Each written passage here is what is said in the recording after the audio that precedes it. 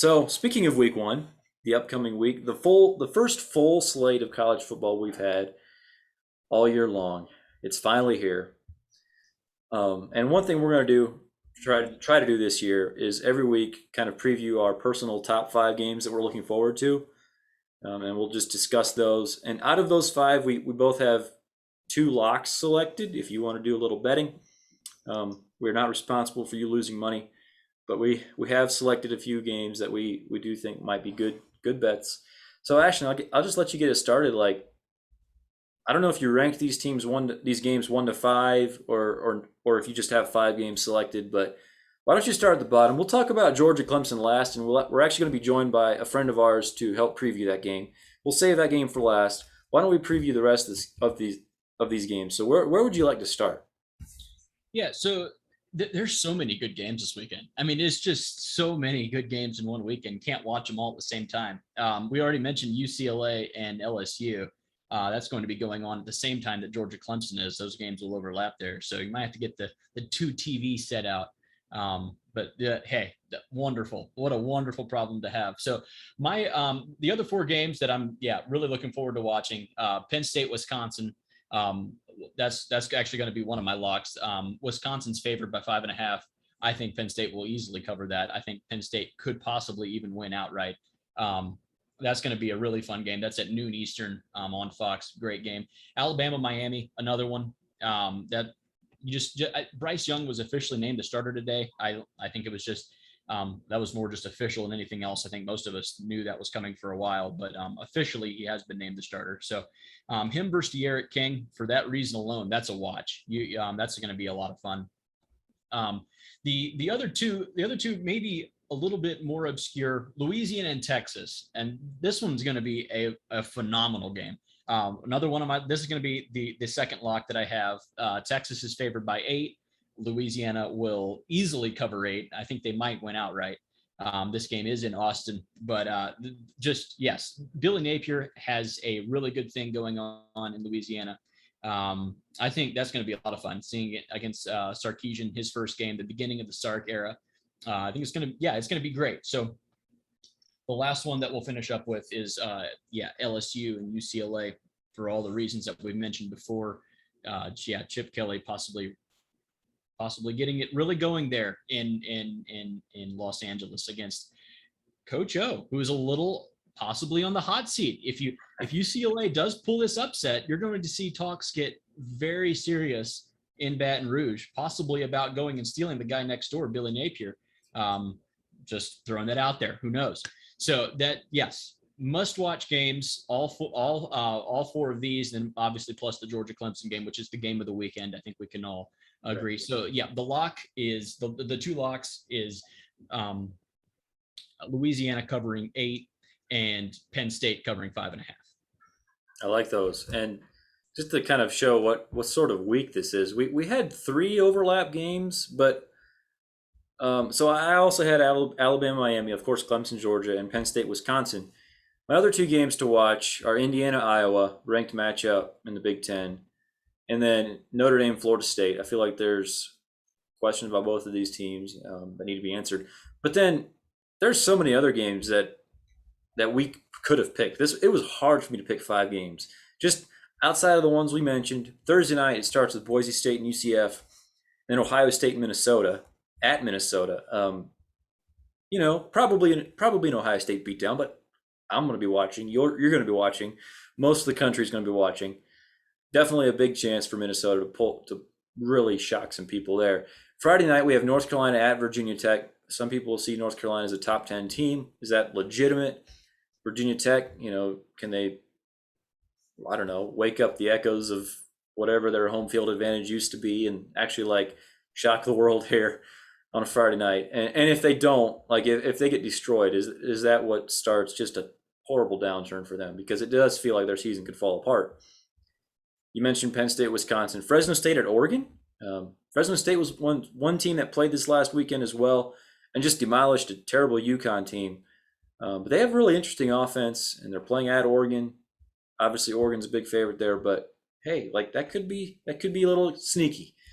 Louisiana, Texas, you mentioned that. A couple others here.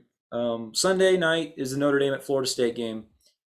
Bigger names than actual matchup, I would argue, but still a fun matchup. And then Monday night, Louisville and Ole Miss. And I feel like I missed maybe USC San Jose State. So that's just a bunch of good college football games in one weekend. I probably won't be able to watch all of them, unfortunately. But so why don't we start? We talked a little bit about LSU, UCLA so far. What are you looking for in this matchup? What do you like about each team? Predictions? What are your thoughts? I think after the week one, I mean, really a great showing from UCLA. I don't think anyone really expected that. I think most of what I'm looking for is from LSU. How does the offense look under Max Johnson at the helm? Is it revamped? Coach O's been talking about trying to get back to the way they were in 2019, kind of that look again, the revamped offense. How's the defensive front against what looked like a very dominant UCLA offensive front? I think most of what I'm looking for is from LSU in this game, seeing if they can just stand up to the pressure on really on both sides of the line. I think this game will be in the trenches more than anything. Yeah, I'm pretty high on LSU this year, and this is where we need to see like are those hope because I know LSU people are feeling pretty good about their team this year, and this is a good beginning game. I feel like to get a little bit of a gauge of what they might actually look like this year.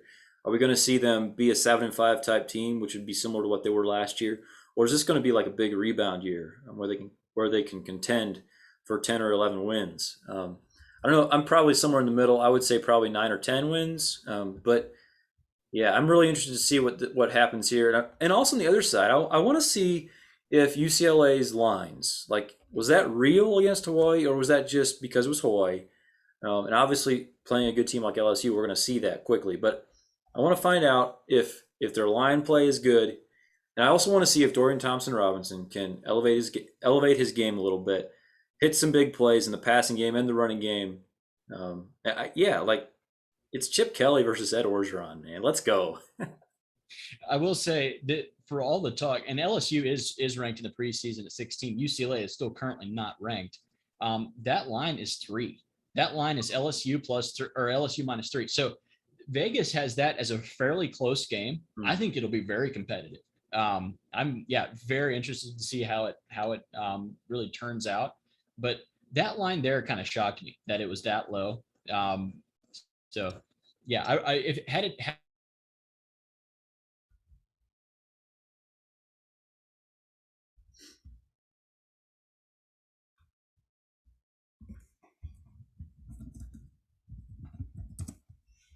be just a ball. All right, so you're back, but I lost you for about the last 30 seconds. Um, can you hear me? Yeah, gotcha.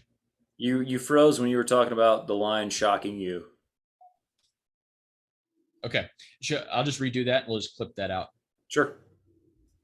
Okay. So that line is actually only LSU -3. I was very surprised to see that. Vegas has that as a fairly close game. I expected it to be LSU favored by maybe 10 to 14, somewhere in that range. And just to see it at 3 points, that it made so I won't be betting on it. But had it been more, would have taken UCLA to cover probably 2 touchdowns is kind of what I had assumed. But yeah, just to see it be that close means that Vegas thinks it's going to be close. So it's gonna be a lot of fun to watch. I think some of that might just be reactions to how UCLA looked this last weekend. If I was betting this game, I think I would be on LSU. I do think they are a good touchdown better than UCLA, and it's probably not saying as much about UCLA. It's just I really like this LSU team. So even though it's on the road, I do expect them to win by more than 3 points. But yeah, like I guess I wouldn't be shocked by much of anything happening here. So definitely a good way to start the season for LSU as far as who they're playing. All right, next we'll talk about Penn State, Wisconsin. Penn State at Wisconsin, which is the early game on the Saturday slate that everyone will be watching. You mentioned Wisconsin favored by 5.5. I believe it's 4.5 some places. So depending on what you want to bet, either side of the line, you can shop around on that one a little bit. Penn State, Wisconsin. You already mentioned you like Penn State to cover that, maybe outright win. If you had to call which team wins this game, what are you thinking? I'd still take Wisconsin, maybe by a field goal. Yeah, just probably just because I trust the stability that they have there just a little bit more. Um, Penn State has not played well in the beginning to start out years under James Franklin. I know they struggled with App State. I believe last year they also struggled at the gate as well. So just yeah, it's going to be interesting. I do think this is a bounce back year for Penn State. I think they'll be fine. I think Sean Clifford, the quarterback there, will be fine this year. I think it's going to be okay again. I'm not sure if they'll win it outright, but it's going to be a very competitive game and a must watch. Yeah, you mentioned Sean Clifford. It feels like this is kind of a polar opposite quarterback battle as far as I feel like Penn State can pretty much count on Sean Clifford to be steady, and Graham Mertz is like the opposite. Like I feel like, well, last year, I mean, when he started, he was either incredible or bad. I mean, just straight up bad. So I guess that's one thing I'm gonna be looking for is just to see what is Graham Mertz going to look like? And but even no matter what he looks like, I probably will have questions to follow out of him as well, just because I want to see some consistency from him. Because if he lives up to his hype or even just like his potential, man, like this could be a really good Wisconsin team in my opinion. And their defense is great. But yeah, I think if I had to pick this game, I'd probably take the points in Penn State. 5.5 is a pretty big spread there. If it was 5.5 the other way, again, I would take the points. Like I feel like this is pretty much a coin flip game. Yeah. Any more thoughts on this game? Maybe just a little bit to look at is how does Penn State replace kind of their front? They didn't have Micah Parsons last year. What are they? Yeah, kind of what are they? What are their options up there? What are they going to be doing on the offensive front? Wisconsin's going to try to run the ball. That's just kind of in their DNA there at Wisconsin. How does Penn State counteract that? So really, kind of the battle that you're going to be watching is Penn State's D line versus the Wisconsin O line. Hmm.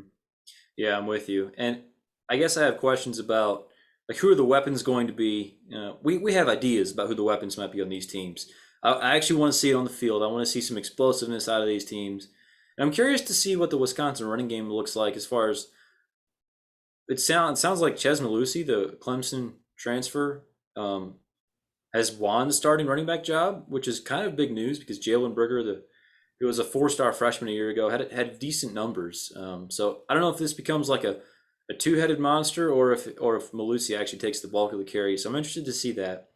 Definitely interested to see if Wisconsin can um, find some playmakers in the passing game as well. But yeah, this is a pretty interesting game, and it could have big ramifications down like later on in the year when we're talking about New Year's Six bowl games or stuff like that. All right, why don't we talk about Alabama Miami, which is kind of your early afternoon game there. Alabama a big favorite, 18 and a half points, 18 and a half to 19 and a half, depending where you look. Is there any reason that you think this could be close? I want to say yes, but no, I don't think so. Alabama thrives on coming out week one and just blowing the doors off of people. They've always done that. They've never not done that. So especially against an ACC team, they're used. That is par for the course for Alabama. I think Saban does a very good job. It just coaching his team up through the offseason and having them ready to go week one. There's not a whole lot of it doesn't feel like they're still looking for much. I think they pretty much have found who they are by week one. You can say to their credit because they're used to scheduling big games out of the gate. I think it's going to be a really good quarterback battle. We mentioned it, De'Aaron King versus Bryce Young. That's reason alone to watch. I think Alabama will win. I think Alabama will cover 18 and a half. Yeah, there's no reason to bet against them really with what we've seen anyways. So, but yeah, just from the quarterback battle alone, it's good enough to watch. I think maybe something just kind of the side note is Miami has lost kind of their two really big edge rushers, kind of their studs from last year. How do they replace that? Can they get any pressure at all on Bryce Young? If they do, maybe that game stays pretty close. If not, I think it's a blowout early. Yeah, and I do think this Miami team is actually pretty good. Like I look for them to win 8, 9, maybe even 10 games this year. But I just don't think this game is going to be close. And you mentioned how Alabama always seems to wallop a team that has some hype at the beginning of the season. And I don't know that there's too much to read into that, but what I'm looking for is just like, how does this Alabama offense look? I feel like I'm pretty confident the defense is going to be very good. And most people assume the offense will be good as well. They did lose a lot of big names, and they have very talented players replacing them. But we still need to see it on the field. We still need to see how that clicks. So that's kind of one thing I'm going to be watching, just because I feel like this game could tell us a little bit about Alabama's potential ceiling this year. I do think they're a potential national title contender. Of course, that's nothing crazy to say.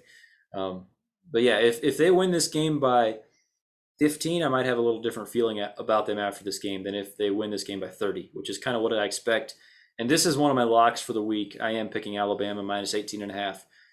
Don't love the number because 18 is kind of a key number, but yeah, I feel pretty good about this Alabama team beating this Miami team. And for you Miami fans, like, this is not a knock on your team, but we're talking about Alabama, and sometimes it's just that simple. It is. I think it's sometimes a case of just kind of rinse and repeat almost a little bit. It's new players, but it's going to be the same script. Kind of. I know they have a new offensive coordinator we've talked about already with Bill O'Brien, but they're going to be just fine on offense. They're going to score points. The defense, like you mentioned, looks really solid. But this is the chance for Miami, though. If Miami can keep this game close and competitive into, say, even the second half, even early third quarter, and it's still a one, maybe two score game, that's a win for Miami. That's a competitive football game against the national champ, the defending national champ. So this is a chance for them in Atlanta. There's going to be a lot of eyes on this. It's a chance for them to really kind of put themselves on the stage, even by keeping it close. You don't have to win this game to win. Keeping this close into the second half is a win. And just kind of even just the recruiting there, kind of in that Atlanta area alone, it's going to be at the Benz Dome there in Atlanta. So this here is a chance for Manny Diaz, for the whole program, to really just kind of take a step forward, even with just a solid performance. Yeah, I'm with you. If you're Miami, you have to look at this as just like it's an opportunity. You almost have nothing to lose if you get drubbed by 30. Most likely nobody's going to think of you any less, but you have a chance to really change a bit of a narrative about your team. All right, next we'll talk about Indiana at Iowa. Here we have two teams ranked in the top 20 of the AP poll. Two Big Ten teams who would like to think that they can contend for like a New Year's Six bowl. Iowa is favored by 3.5 to 4.5, depending where you look. What are your initial thoughts on this? Do you expect this to be close, or what are you looking for?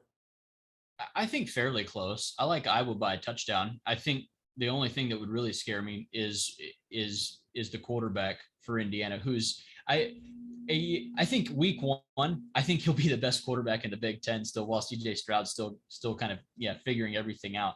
But no, I think competitive game. It didn't make my top five just because Iowa is so incredibly boring to watch. That's kind of the only reason it didn't. But no, I think it'll be very competitive. I think Iowa gets a touchdown late to win. But yeah, it's still a game you'd have on kind of as a background game. No reason not to watch. Yeah, I'm definitely looking to see kind of what these teams look like. Just because last year Indiana had a really special season by their standards, and there's like Sports Illustrated articles about them now, and like there's a level of hype and even like respect, if I may, about this team that has not been there in the past. I don't know, forever. So I'm really interested to see, like, was that just kind of a flash in the pan? They had some positive turnover luck and stuff like that last year. Can this be a legitimate, like, compete for second place in the Big Ten East again? Can they beat the Michigans and the Penn States and the Iowas? Like, are they at that level, or was that just purely luck last year? It is at Iowa, so I'm with you. I probably would favor Iowa in this game. There's a little bit more of a known quantity. But I'm not sure if I'd pick them to cover this spread. I don't know if I like them with a 3.5 to 4.5 spread. Probably have this within a field goal.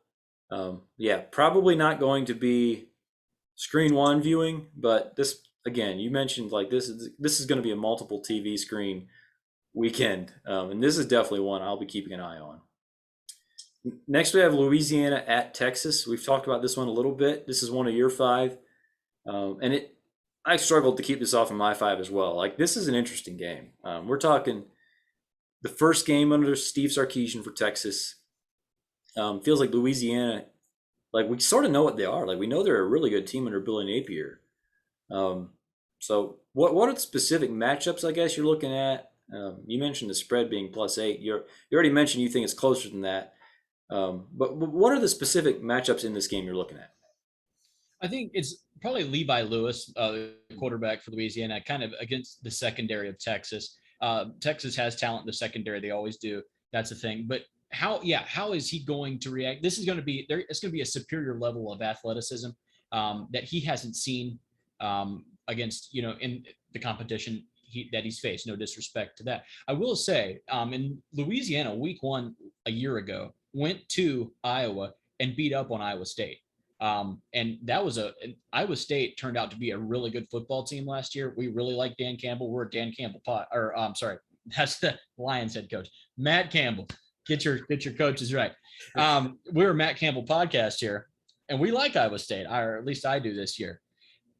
Louisiana beat up on them a year ago, and that wasn't close week one.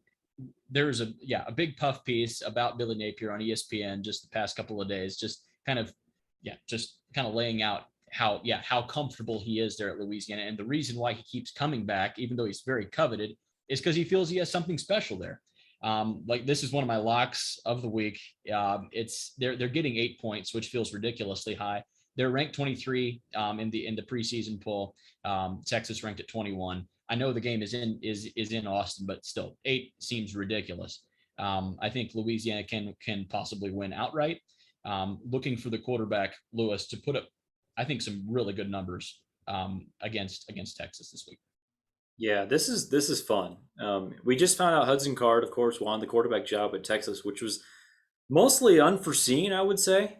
Most people expected Casey Thompson after his showing last season, and we even mentioned in our Texas preview, how much we liked Casey Thompson and what he did last year. But yeah, Hudson Card won the job for Texas, so that'll be interesting to see. I really want to see what that offense looks like. They were pretty good offense the last several years under Sam Ellinger. I want to see if they can keep going. Like I want to see what Sark changes, or if he changes anything, or if they can keep just putting up points. But then, of course, the bigger question for their team is defense, and they've really underperformed there the last couple of years. So, yeah, you mentioned Levi Lewis, like that matchup, him against the Texas secondary, really key for sure. And then, like this could be a huge game just as far as Billy Napier. Like we all know that he's turned down Power Five jobs already, but I feel like he's probably waiting for that top 20 job. And this might be one of those games where he can put that on his resume, and he'll in about 4 months he'll have that top 20 job. Um, I guess, yeah, gun to your head, you view it as kind of a coin flip. I definitely view it as a coin flip. Who do you see winning this game? I have Louisiana, it just gun to my head, knocking them off in a very close game. So I think it's going to be a lot of fun. I think part of the reason for that is coaches. I mean, Sark, yeah, new regime, new era there, and I understand. Yeah, they just announced that Hudson Card it will be the starting quarterback. To your point, I think the bigger key will just be containing Bijan Robinson Hmm. for Yeah. Louisiana. I think that is kind of another kind of the key to the game, kind of on the defensive side for Louisiana. I think they can do that. And yeah, just keeping it close until the fourth quarter, late touchdown to pull it out. Yeah, Louisiana in an upset. Nice. I think I'll probably go on the other side. I think I probably pick Texas to win this game. I'm fairly high on them this year. But yeah, an 8 point spread, I just don't like that at all. If I was betting on this game, I'd definitely be with you with Louisiana on that one. All right. Um, so getting to our last game that's on either one of our lists is Notre Dame at Florida State Sunday night. Notre Dame is 7.5 to 8 point favorite. Um, Feels almost like a year one for Matt Norvell at Florida State, even though he was there last year. But this, I don't know. Do you feel like this is kind of a year one scenario for him? I don't know why I feel that way. It just obviously last year was the COVID year, and he had a mess to deal with there for sure. No, he did. It was kind of a bit of a bare cupboard, maybe you could say, or as bare as it can get at Florida State, right? The Yeah, I think there's going to be a lot of questions answered, maybe in a good way or a bad way, but there will be a lot of questions answered. I don't think this will be close. I think Notre Dame will beat them.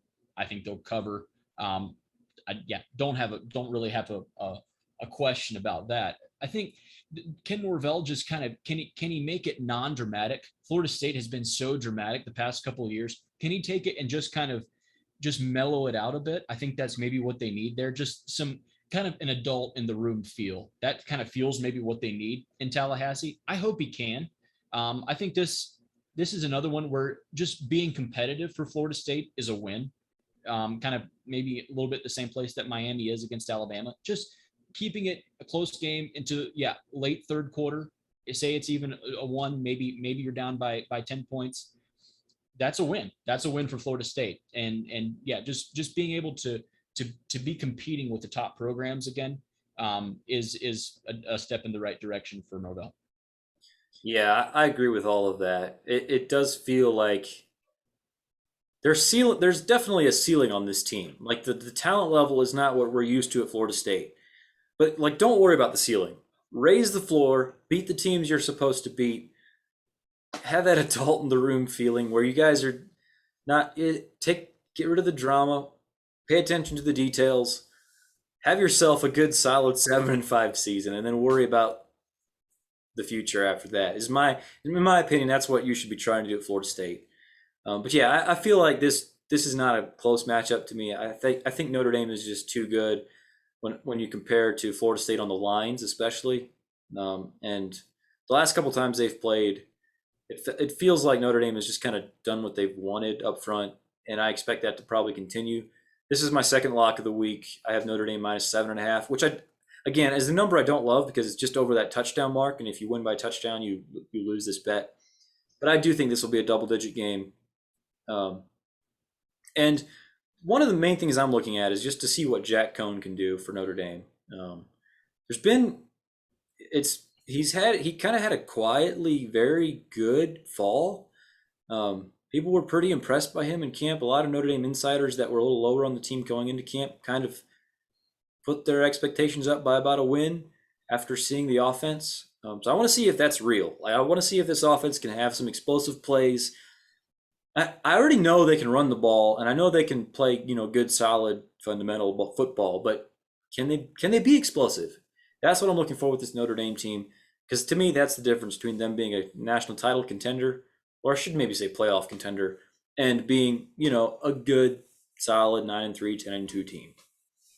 Who do you think has the quarterback advantage between, like you mentioned, Jack Cohn or Mackenzie Milton, in your opinion? Well, that's the thing. Like Florida State actually has not announced a starter yet. I believe they just released a depth chart that had Mackenzie Milton or Jordan Travis. And to me, that's kind of a bad sign. It feels like Milton might not be completely healthy. I feel like if he was back to his old self, he would have his job won by now. Notre Dame did face Jordan Travis last year, and he was solid. Like he's a good runner for sure. I don't know if he's good enough to beat Notre Dame with his arm. And if Milton is having trouble passing him up, that makes me feel pretty good about Jack Cohn versus those two guys. So I like if Mackenzie Milton was who he was in 2017 or whatever for UCF.